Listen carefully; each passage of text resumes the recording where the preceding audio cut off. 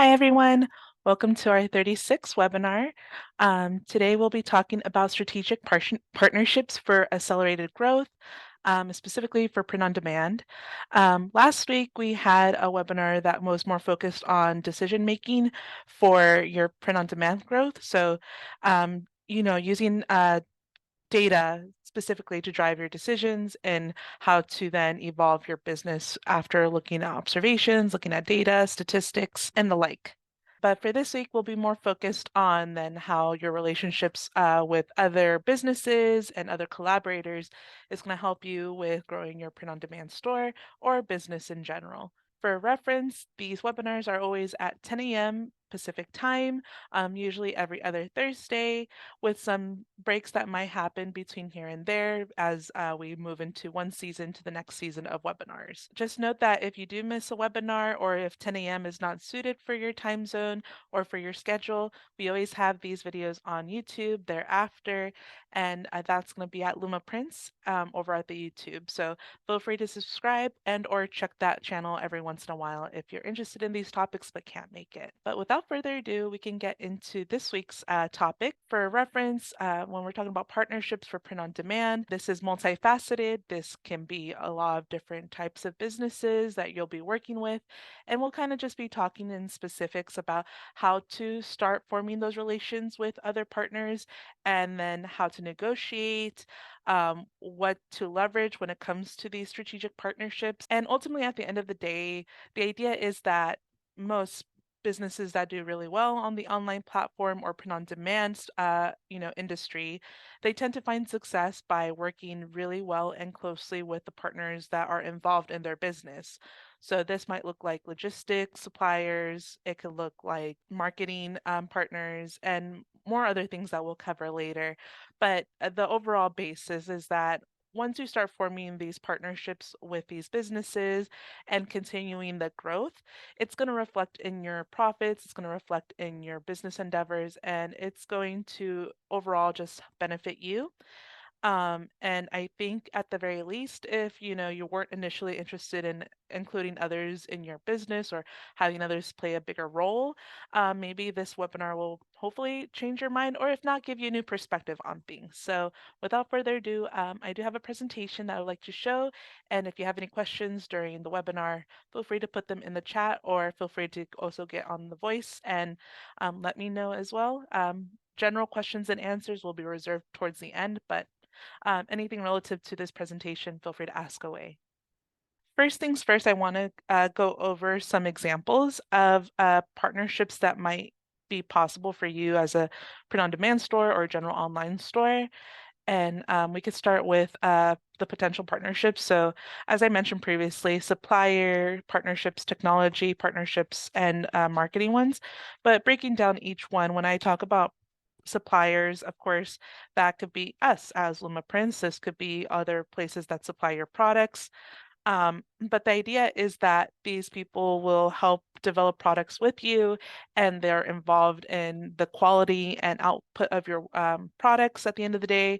Um, Even keeping rapport with knowing the latest deals, knowing the latest product developments is very intrinsic to knowing that you're on top of your own products and the full potential of your products. So as so long as you're keeping up to date with your suppliers and knowing what they're up to, whether it's through their contact or talking to a sales associate directly, suppliers in and of themselves can make or break your store as product is very important.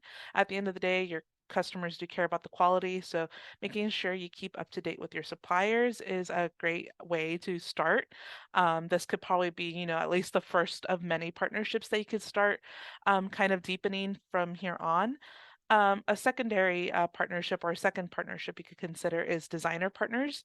And if you yourself are an artist or you are more of an entrepreneur, less so on the creative spectrum, but more so on the business savvy spectrum, then you know that leveraging partnerships with designers or designing agencies is very important and could help you not only boost your sales with different designs, fresh takes on art, and the like. It's just a good way to build good rapport with your fellow artistic community or creative community. Um, Just because, you provide their designs onto your website does not create more competition. In fact, what could be encouraged is that you also share your designs with other partners in that, industry or in that niche. And so it's kind of the cross-promotional partnership we'll get more into at the later, but the idea is that you're working with like-minded individuals with the same sense of creativity to facilitate more growth in your sales. Um, the third one is marketing partnerships. And this is a really big spectrum of people, but this could include influencers, bloggers, social media personalities. But the idea is that they're working on promoting your store or your products to their followers. So that helps you increase your brand relativeness and also helps drive sales at the end of the day. These are people who you wouldn't have as your usual audience or your usual followers. So it's definitely helping with the outreach of potential new customers. Um, the next one, of course, is logistics partnerships, and this could be anything from your local freight company or even big companies like FedEx. But if you yourself notice that you're getting a lot of sales to your customers and you're noticing that it's growing and you would like to drive down the cost of shipping, then it's worth talking to your logistics partner about this and a bit more in depth, or finding a partner who's willing to talk to you. Say you're reaching a certain amount of sales and you feel like you could, lower the price of it, then it's worth then talking to someone who is willing to negotiate with you on that end.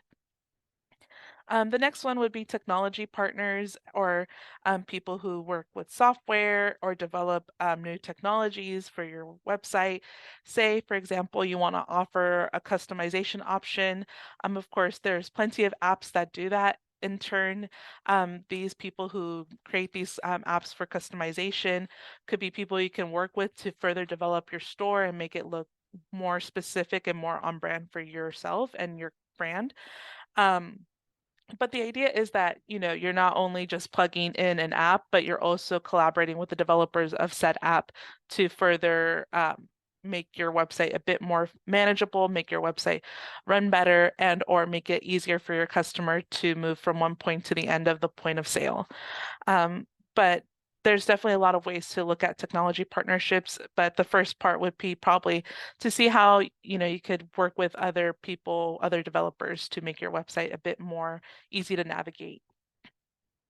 And then for the last one, of course, cross-promotional partnerships, but it's the idea that you're working with people who are like-minded like you within the niche industry or have commonality when it comes to your businesses and who you target towards. And so it doesn't always necessarily have to mean that they sell canvas too, but they could probably sell a similar design on ceramics or mugs.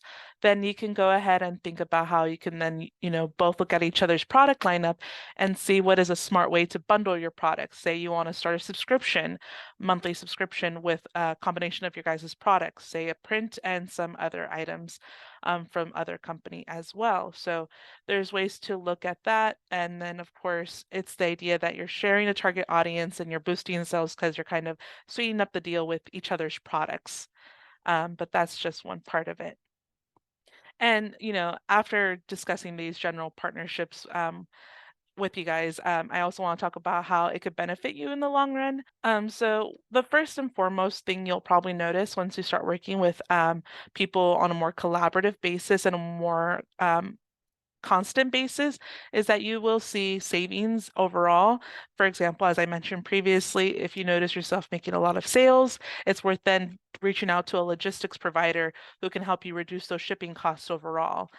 Um, and then, of course, when you work with technology partnership, then you can figure out how to make your website run a bit more smoothly and even create less, a headache for you if you notice that it's taking a long time to process orders.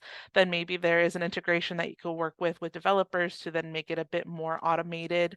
You could also work with different customer service services to help make customer service a bit more feasible for you. Say it's becoming a little bit too overwhelming for just one person, then expanding it into customer service agencies or customer service companies to help you with that is also a benefit.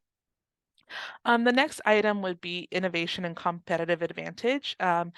this is just the idea that you're well attuned and well aware of who your possible competitors are, but less of seeing them as competitors, you more are seeing them now as allies because it helps with you bringing ideas together, seeing the different perspectives from the same niche or same market, and it just helps you understand the market a little bit better now that you can see it from different business mind point of views. The next one, of course, is as we just previously discussed, but a bit further in depth, is expanded market reach. So all these collaborations can lead to expanded reach and it'll help with brand awareness and customer acquisition. Overall, you'll be working with a new customer base, so it's going to be very well and just beneficial for you in the long run. The next one would be access to the expertise and resources.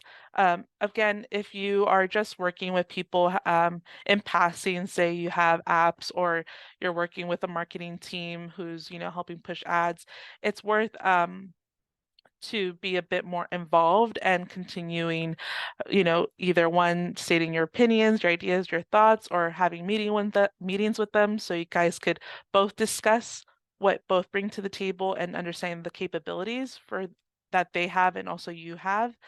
But the idea is that whoever is taking a hand and helping benefit your store, you're well aware of where their possibilities are and what their knowledge is. Because once you know their knowledge, it's helpful then to kind of leverage that knowledge and make it more useful towards your store as well. Another or another benefit to collaborating and how it'll help grow your business is the diversification of offerings. So this usually is as a result of you working with different companies or suppliers who then offer the latest types of products to you. But ultimately, you want to be offering the best and newest items that make most sense to your store. And the way you could get about to that is making sure you have a good rapport with people or suppliers who provide these products. And lastly, scalability and flexibility. As you yourself are one person who is, probably working with different suppliers and things of the sort, it's good to know the capabilities of your partners, either those who provide products on your store or even, technology providers such as app owners. But the idea is that you're using their resources and capabilities, and it's no longer just all on you, but you're also lending to their, um, resources as well.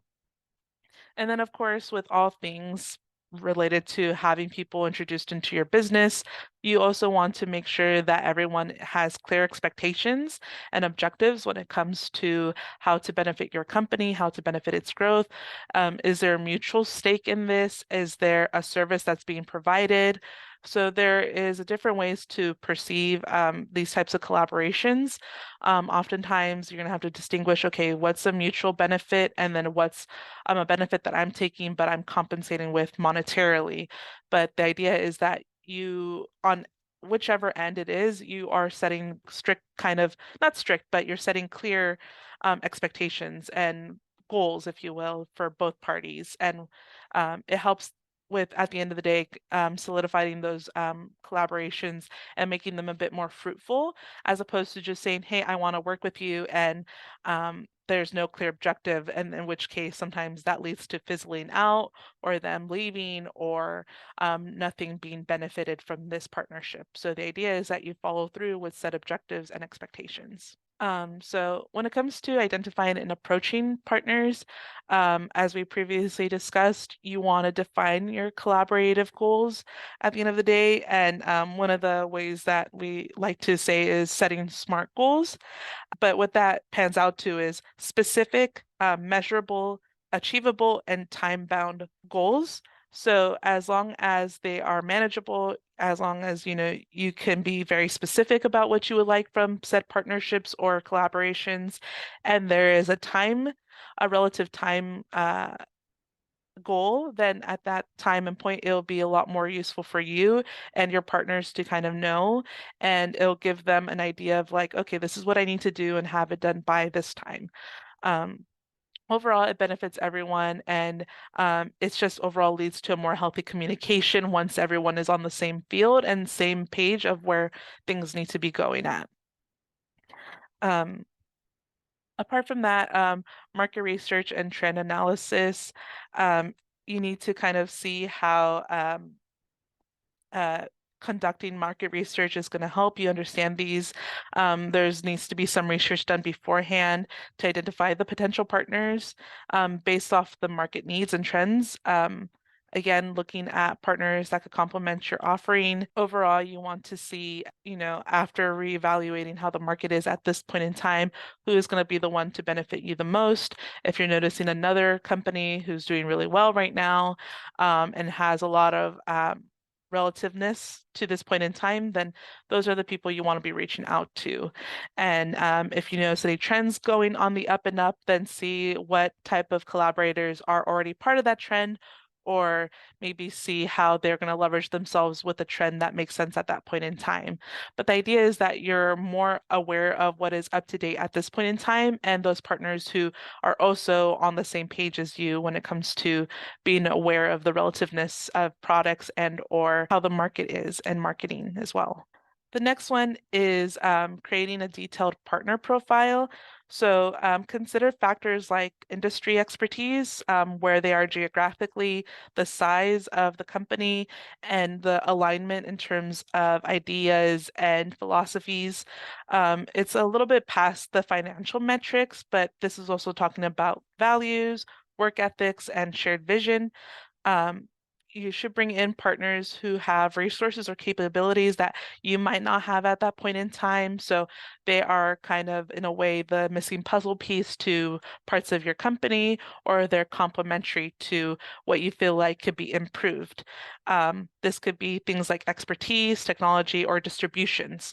So say, for example, you want to kind of expand more over in Europe or South America, then, and you might not have that knowledge of how those regions are in terms of their marketing, in terms of the product offerings, but you still want to cater to them because you feel like your design or product has potential. So in that case, then you probably want to work with someone who's native to that area and someone who is a bit more understanding and cognizant of that industry and area. So that's just one of the ways you can think about this, and it helps with expanding further, like we said, to a broader audience. But at the very least, you're navigating that space with someone who's a bit more knowledgeable on it or has awareness of what's going on in those regions. The next thing is hyper-targeted approach. So, I think upon hearing the idea that there is a lot of potential for working with others and working with other partners, you probably want to get to it and start, figuring out, okay, who can I talk to? How can I work on this? It's worth first being very specific with your needs and your wants before you go to them. You also want to tailor your communication to the potential partner that you want to work with, and specifically highlight how your collaboration can benefit them as well.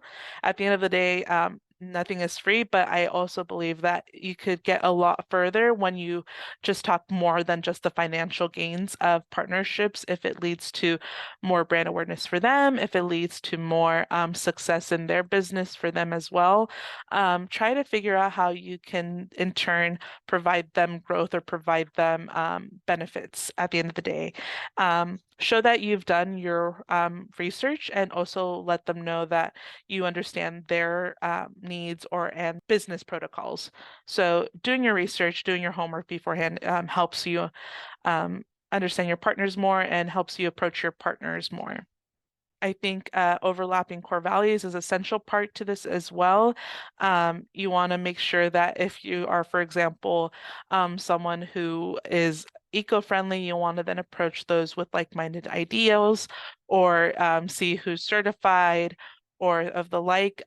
Say, you have a bit of a message behind your branding, say it's women's forward or forward towards a specific community, then you want to make sure that the partners you are collaborating with are either aware of that audience or is aware of marketing towards that audience and or is sensitive to those topics at hand. But the idea is that, the core values at the end of the day make sense with your company, because the last thing you want to do is work with someone who has the complete opposite values that you have, and your audience being aware of that. Another point for approaching partners, as we mentioned before, it's just having a win-win criteria. So establishing how both parties can succeed and elevate each other. This can be more of the financial means as well, but it's things like sharing revenue, allocating the resource from the same place, or having mutual benefits. But the idea is that a partnership that works for both is adventurous and it's has advantages as well. And just kind of continuing on with this, I think another part is just being very clear and confident with how you decide to approach potential partners. You want to articulate your value and what you bring to the table and how you're going to drive the success, bringing forefront the roles that your company has and the roles that are within your company. But the idea is that they're aware of where your company is and your responsibilities and your goals, and in turn, what you expect from them as well.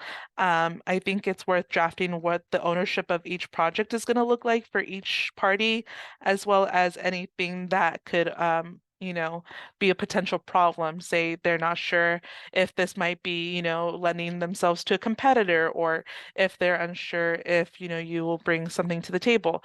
Make sure that you kind of have preemptively figured out what might be some pain points for them and figure out how you can alleviate them of that, unsuredness. The next item would be evaluating these potential partners as in general, but understanding their strategies and market position, assess how they're going to benefit your customers, and try to see how your partner is going to do in the marketplace that you'll be selling in. So, just overall, just being able to be a bit clearer on where you see them in the position of all things. And of course, when it comes to building relationships, this can be like attending their events, this is attending their conferences or networking sessions, engaging in conversations. And honestly, it also helps to, know them more as a person, because, people in business tend to talk a lot of shop. But if you start remembering people's birthdays or remembering some facts about them, it helps just strengthen the network and the bond that you have between the two. So, one, it makes you more memorable, and two, it implicitly gives them the incentive to want to work for you and help create benefits for your company, more so than if it was a business only kind of negotiation or partnership. And of course, with all things, it's not always easy. And so lend yourself to some patience and persistence. Demonstrate that your products and services are, worth investing into, and as well as adapting as needed with these relationships or partnerships. And remember that these are going to be long-term things. Benefits are not going to happen overnight for some partners. In fact, it might be worth growing them slowly over time, and that's the way it's going to be. However, once you have a long-standing partnership, it's going to benefit and it's going to kind of compound over the years. So your savings now might not be much with a certain, logistics provider or a supplier, but say you guys continue trudging on with the relationship and figuring things out, then later on the savings might grow, or they might lend you to a better discount because they build a good rapport with you and you've been quote unquote loyal with them all these years. Now moving into negotiating agreements. I know this point can be a bit difficult for some people because if you ever, try to haggle or create negotiations, sometimes they can be a bit tough, and sometimes you're not 100% sure when it's like, speaking over someone or passing a certain boundary or etiquette, because you want to benefit both parties, but at the same time, at the end of the day, you're here also to benefit yourself and figure out what's going to work for you.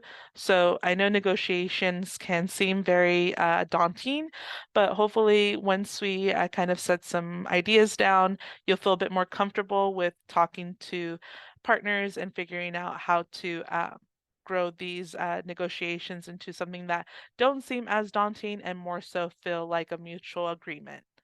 So the first key element to kind of creating the successful negotiations or agreements is defining the objectives and expectations. So we previously discussed this, but some questions to ask yourself are, what are the specific goals you want to achieve with this partnership? And what are the resources and capabilities that each party can bring to the table? Making sure that these questions are answered by the end of the at least first few meetings is very noteworthy, and it's going to lead to you having a better rapport with them in the long run, because at least you guys have that clear understanding. Um, the next item would be identify what benefits you both. So this is where you could see, yourself propositioning the markets that they can be now invested in and maybe the savings that they too can benefit from. Again, it depends on what type of partner you have, but in the overarching idea, if you do have a partner who will be, creating development with you or who will be doing sales with you, then it's worth seeing where they can save money, earn money, how they can increase their brand visibility, how you can lend your own expertise to them and your own resources. But the idea is that you will have a mutual benefit. The idea is that two heads are better than one, and you're going to be creating a foundation for the long term of how both of you can make both of your businesses successful. And I think in turn with that, it's also worth noting you need to know each other's needs and constraints. So once you understand each other's priorities, where everyone's needs are, um, what are the challenges or limitations that each party have faced, being cognizant or aware of this and having this as an active part of your conversation will help you understand how you can then tailor the agreement and address the needs that both of you have and how you both can kind of resolve those needs or and challenges. So say for them, their challenge is like, oh, well, I don't source enough to the US. Well, you yourself as a US business person could lend your expertise to them, while in turn they lend their expertise to you in another region. But that's just a very simple example, as I'm sure there are many others. And then, of course, when we're getting into the technical items, then of course, negotiating terms and conditions is very important. In fact, once you both have an understanding of where each other's needs are, it's then a matter of putting it on paper and documenting these items.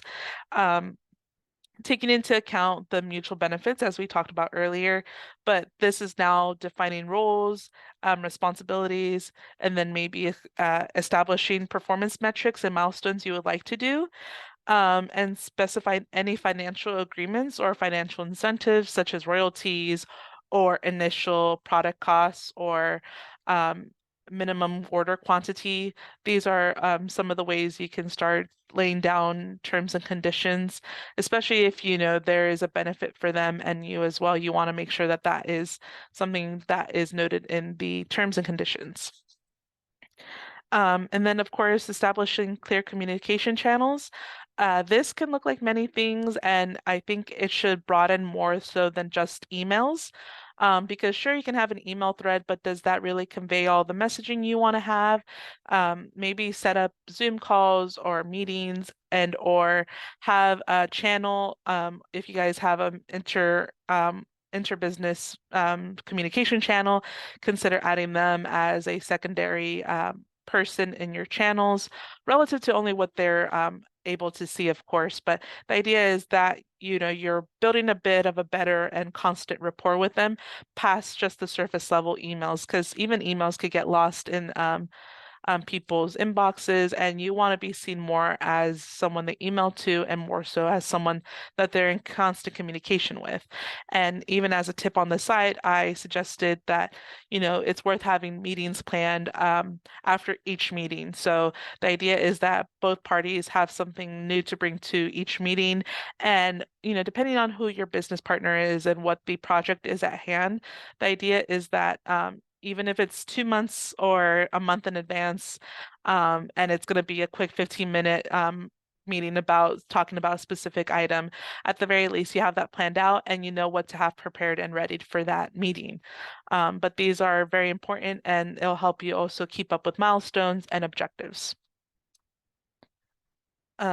Another item is, as we stated previously, just documenting the agreement. And so making sure things are signed, outlining the rights and then obligations and responsibilities, and as well as making sure everyone is on board with the terms and conditions that was agreed upon during the negotiations. So just making sure that that's signed and established from the get-go. And then lastly, monitor and evaluate the performance of each other and partners. This will help you identify where places can be improved and adjustments can be made. Of course, if not all metrics are met, that's okay. Again, this is a developing agreement and developing partnership. So from there, if you notice that there are some pain points or there are some objectives that went well and beyond, it's worth congratulating and giving them their, thanks for going well and above. But if there are some pain points in that case, then you can have a sit down and just discuss where things could be improved and things can, benefit you guys, or if things need to be re-evaluated or readjusted in that matter, then that's the place to have that kind of conversation. But note that even with monitoring and evaluating the performances, it's not going to be something where if they're not met, then the agreement is cut off completely. But the idea is that you're going to continue improving and continue building upon something if you notice that it's worth that time and effort. When it comes to the potential challenges and concerns people have with negotiating with other partners, it's completely understandable to feel unsure about some items. I think one of the points that people kind of bring up sometimes here and there about when working with others is that the objectives are never aligned or the goals that you both have aren't the same goals. And so, just to bring you some reassurance, as so long as from the initial meeting, you guys are well aware of what each other's goals are, that shouldn't be much of an issue. Again, if things and objectives move or change over time, then that's completely normal. It's just a matter of, okay, well, have we met and discussed these changing and evolving objectives? If so, how do you proceed from there? But it shouldn't be so much as a pain point as so much as a development and a change over time, if you will. So try not to look at them as so much as problems, but look at them as ways that the development of your partnership is evolving. Another item is resource allocation, or alternatively, how you know time and effort is given to from both parties.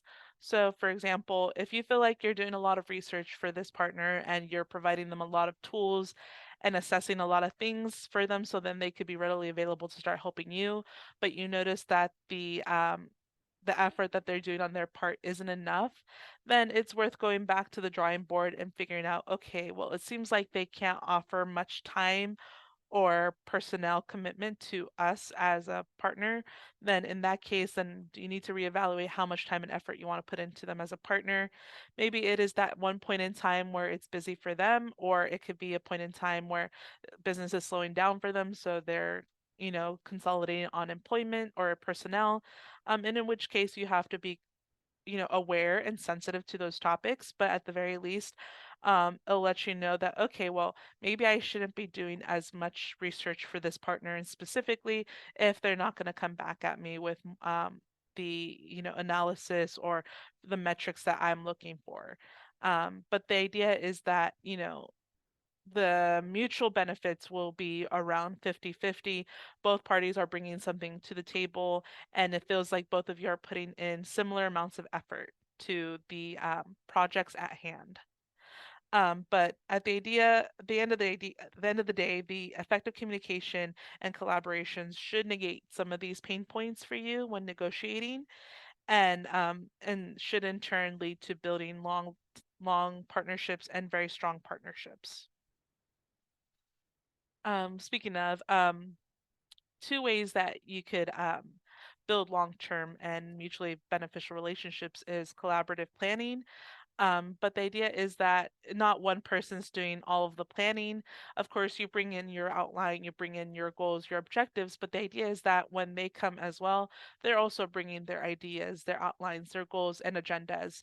And together, you guys kind of hybridize those ideas together, and you could leverage each other's expertise, experience, insights, and how to achieve those shared objectives more effectively. Um, Again, you need to be flexible and adaptable to partners as their business may evolve and their strategies may evolve. But at the end of the day, you want to be open to their strategies and you want to be open to trying new things. Um, it's worth lending yourself to what they've done, and if it's worked for them, then it may work for you. I know that for some people, they're very proud and very cognizant of their own projects and they want to stick to them. But when it comes to partnerships, it's worth then opening up yourself to a way that you may have not done it previously, but it could lead to some fruitful benefits. And so, in which case, you want to make sure that you're taking in the strategies that your partner is taking and respecting them, because at the end of the day, they will be receptive to someone who really enjoys, sharing the ideas, and it'll just lead to a fruitful relationship at the end of the day. And that's about it. Let me go ahead and stop sharing my screen. I know that was a lot of information. Ultimately, at the end of the day, I think that working with partners, while it does seem like a lot of work, it's one of those things that I think is very important for businesses online and generally in business. You want to start developing relationships with partners and talking to them and, getting to know them more as they are part of your brand or part of your um, business and part of your strategies. Um, you know, there are apps and there's ways to automate services and ways to make things quote unquote easier, but you're not taking full advantage of the partners you already have, or you're not meeting with partners who could provide you new and exciting features, then partners that you seek out can then in turn bring that to you. Um, I know that that was a lot to take in, but hopefully, with the takeaway from this is that you either seek out new partners or start developing and kind of deepening your partnership with the ones that you already have. Maybe it's time to go back to the drawing board and see, hey, maybe this supplier can provide me a discount if I do bulk ordering, or maybe this developer who's done this app could make this custom tool for me on my website to help me with transactions better. So there are a lot of ways to look at this. I think I'm kind of heavy with the logistics one because I feel like people don't take advantage of working and talking and negotiating with their logistics provider. Again, that could be your local freight provider, or it could be even someone like USPS or UPS or FedEx. But the idea is that, you're lowering the costs, you're figuring out how to better serve your customers and how to make it more cost efficient for them and for you as well. So, um, there are many ways to go about this, but I hope I covered enough where you guys have an understanding of how to start this process. And if there are any questions, feel free to leave them in the chat or let me know. In the meantime, I just wanted to remind you guys that these webinars are 10 a.m. Pacific time every other Thursday. So we won't have one next Thursday, but we will have one the next Thursday. Um, and then, of course, if you missed the meeting or came in halfway, then we always post these on YouTube. So feel free to check out our YouTube channel with, I think it's just called Lumaprints, over on YouTube. And we have all our past webinars as well as other exciting items like interviews with artists and things of the like. And if you have any questions here, you're more than welcome to put them here. But if they come to you at a later part, then our customer service team is pretty great at answering your questions at contact@lumaprints.com. Or we'll also keep this webinar open for a couple more minutes should you be reminded of something later on. But if there are no questions, then I'll see you guys next week. Bye-bye.